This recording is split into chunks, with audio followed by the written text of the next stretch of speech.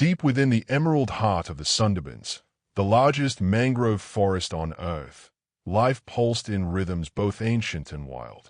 The air was thick with humidity, tangled vines dripped with dew, and the chorus of cicadas and distant bird calls echoed beneath the jungle canopy.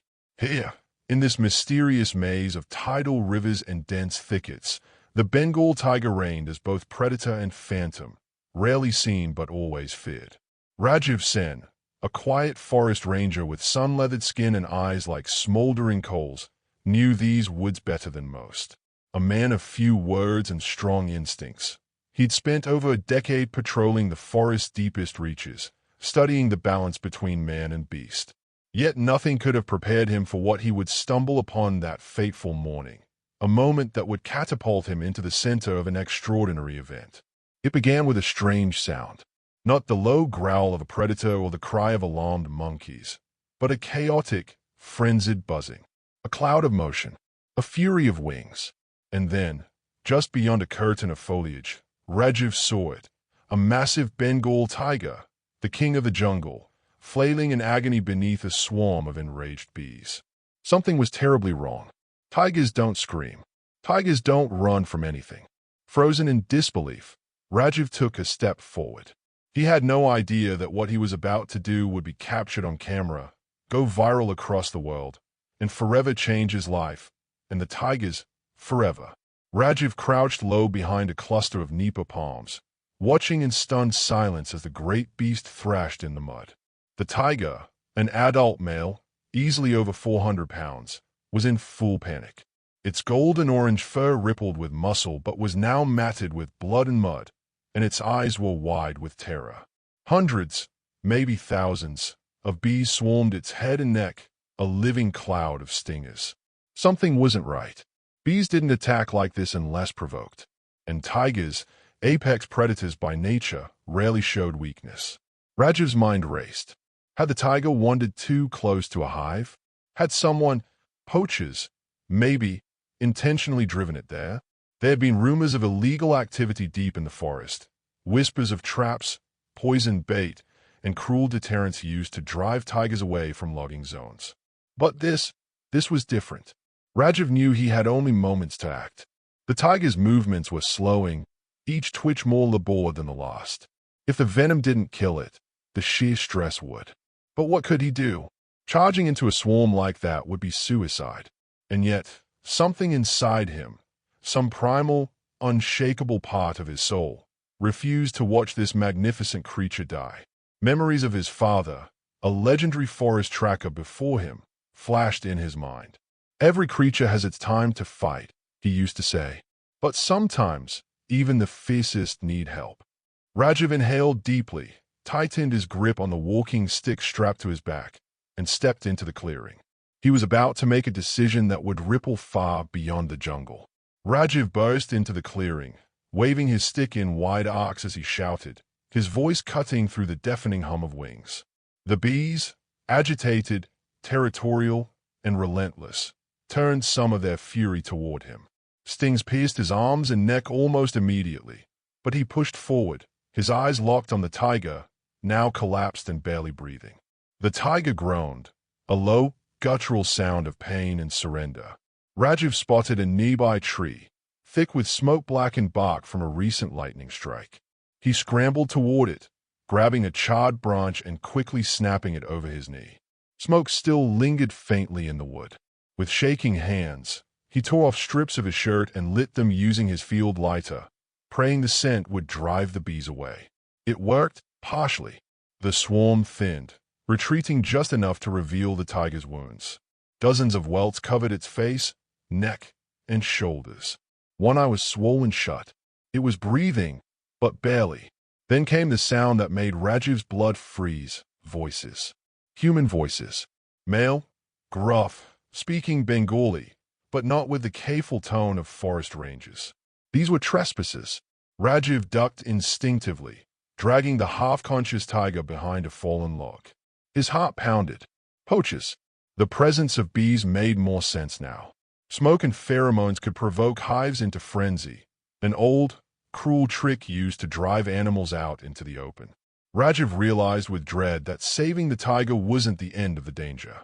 It was only the beginning. Rajiv crouched beside the tiger, listening closely. The poachers were getting nearer, their machetes slicing through the brush, their voices low but urgent.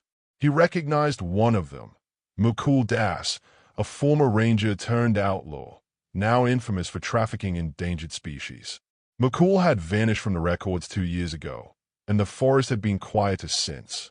But now, his return meant something big was underway. Rajiv knew he couldn't let the tiger be found.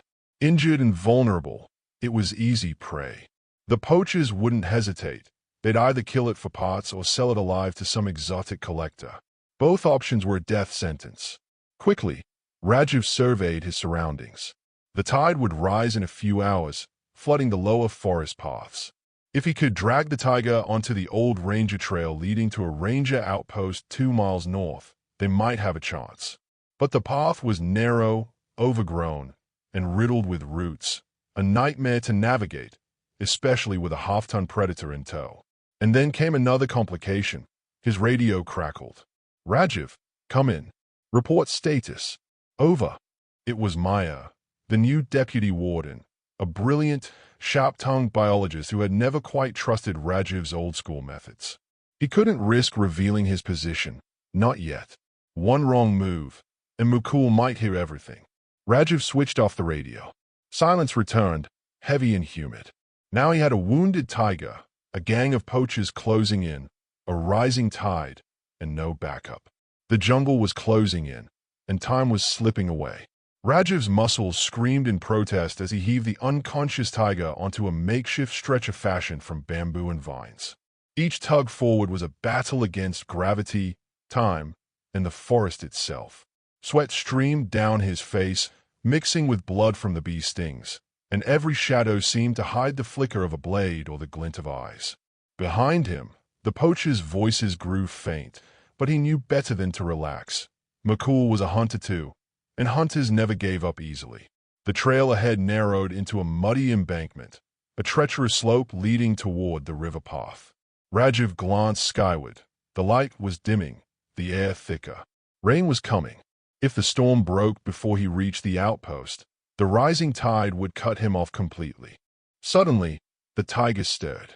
A low growl vibrated through the stretcher.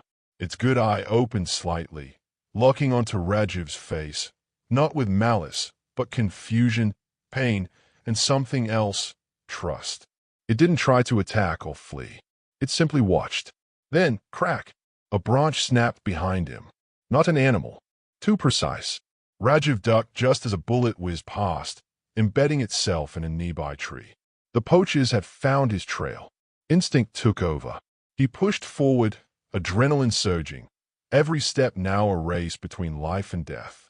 For the first time in years, Rajiv felt fear, not for himself, but for the creature beside him. This tiger wasn't just a wild animal anymore. It was his responsibility, his mission, his fight. The storm broke just as Rajiv reached the edge of the ravine, the final obstacle before the ranger outpost. Thunder cracked above like cannon fire, and rain fell in sheets, turning the trail into a slick river of mud. The tiger let out a weak moan as the stretcher jolted forward, its massive paw twitching slightly in response. Behind them, gunfire echoed through the trees. Rajiv didn't look back. He couldn't afford to. His breath came in ragged bursts as he fought against the elements and his own exhaustion.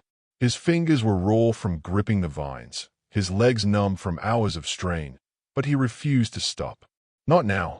The outpost watchtower was just visible through the curtain of rain, no more than 200 yards away. Safety. Help. Hope. But as he stepped onto the footbridge spanning the ravine, a sharp voice rang out behind him. "Drop the tiger, Rajiv." Mukul's shout cut through the downpour. "That's not your fight." Rajiv turned slowly. Mukul stood at the tree line, soaked but steady, rifle aimed. Several men flanked him, silent and waiting. Rajiv raised his arms slightly, shielding the tiger with his body. "This animal didn't deserve what you did to it," he said, his voice hard and unwavering. "Neither do the others." For a long second, no one moved. The rain fell. The jungle held its breath. Then the tiger let out a low growl, not weak this time, but warning. Something had changed. The fight wasn't over. It was about to begin. The moment hung in the storm-soaked air, tense, fragile, seconds stretching into eternity. Mukul's finger hovered near the trigger, eyes locked on Rajiv, but something shifted. The tiger, now fully conscious, rose to its feet behind Rajiv, blooded, trembling, but upright. A living miracle. Mukul hesitated. The tiger stepped forward, emitting a deep, primal growl that shook the air. Its remaining eye burned with fury, not the kind born of instinct, but of pain and betrayal. Poachers or not, they had provoked a predator, and now they faced the consequences. One of Mukul's men turned to run. The tiger lunged. In a blur of motion, it closed the distance, knocking the man to the ground with a deafening roar. Chaos erupted. The poachers scattered, shouting and stumbling through the mud. Mukul fired a shot, missed. Another. Click. Empty. He scrambled backward, slipping in the wet earth as Rajiv stepped in front of the tiger. No more killing. Rajiv shouted, holding his hand up. The tiger stopped, panting heavily, standing mere inches from Mukul, who cowered beneath it. Then, as if understanding, the tiger turned away. Sirens wailed in the distance, back up at last. Maya's voice crackled faintly through the static of Rajiv's damaged radio. The forest lit up with beams of light as rangers poured through the trees. Rajiv collapsed to his knees, heart pounding. The poachers were caught. The tiger was alive. And Rajiv, somehow, had become both rescuer and witness to a moment no one would believe, until they saw the footage. 3 days later, the storm had passed, and sunlight poured through the canopy once more, warming the forest floor where recovery had begun. The tiger, now resting in a temporary enclosure at the Sundarbans Wildlife Rescue Center, was healing faster than anyone expected. Despite the dozens of bee stings, exhaustion, and trauma, its strength had returned steadily, thanks in no small part to Rajiv. He visited daily, standing just beyond the barrier, watching silently as the great animal paced slowly or slept peacefully beneath the trees. Across the country, Rajiv's name had become a sensation. The body cam footage, gritty, raw, and unflinchingly real, had gone viral within hours. News anchors hailed him as a national hero, environmental groups praised his bravery, and social media flooded with calls for increased protections for India's dwindling tiger population. Yet Rajiv remained humble, avoiding the cameras, deflecting attention. For him, the moment wasn't about glory. It was about responsibility. Maya stood beside him now, arms crossed, a soft smile on her usually stern face. "You know, I didn't think much of your old-school instincts," she admitted. "But you've got something most people don't." Rajiv shrugged, eyes still on the tiger. "I just listened to the forest." She nodded, then handed him a file. "We're expanding patrols, and I want you training the next ranger recruits. We need more people who listen." He looked down at the file, then back at the tiger. For the first time in a long while, Rajiv felt something rare in the Sundarbans. Hope. Weeks later, the forest was quiet again, the way Rajiv liked it.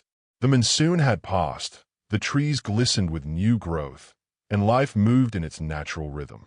But for Rajiv, something had shifted. The tiger, now named Asha, meaning hope, was strong enough to be released back into a protected zone of the Sundarbans. The decision had come after long deliberation among conservationists and officials, but Rajiv had no doubts. She belonged to the wild. The release was quiet, deliberate. No reporters, no cameras. Just Rajiv, Maya, and a small team of rangers watching from a distance as the gate lifted and Asha stepped into the sun-dappled forest. She paused only once, turning her head slightly, eyes meeting Rajiv's across the clearing. No roar, no growl, just a moment, shared recognition between two survivors of the same storm. And then she was gone, melting into the jungle, a silent shadow among the mangroves. Later, Rajiv stood alone near the spot where it had all begun, the bees long gone, their hive destroyed in the chaos. He placed a marker near the trail, not a memorial, but a reminder. "Bravery isn't in fighting what you fear," he whispered. It's in protecting what can't speak for itself. The forest answered with the rustle of leaves, a chorus of birdsong, and the soft roar of distant water. And somewhere deeper in the jungle, a tiger moved freely once more. The wild, for now, had been given another chance.